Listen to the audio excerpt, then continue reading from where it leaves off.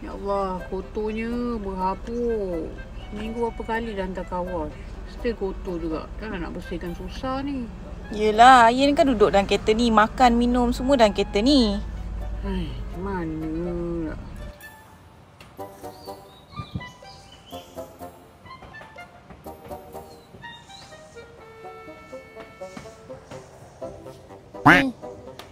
Jadi solution dia kita pasang Dodomat je lah. Ayah pening nak jaga kebersihan kereta.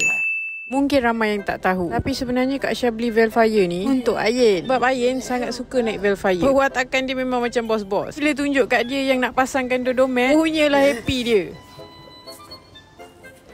Oi, cium lagi. Cium Dodomat. Sukanya dengan Dodomat. Antara reason Kak Syah pilih Dodomat, satu, kelebihan 2 layer dia. Boleh sembunyikan 90% kekotoran. Jadi kalau nak bersihkan, lagi bersih dan cepat. Kotoran semua keluar tak sangkut macam pakai kapet Maggi.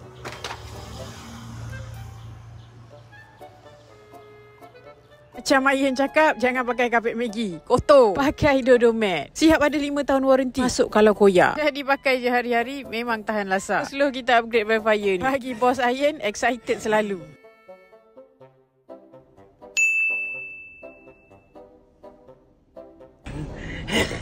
Bye-bye.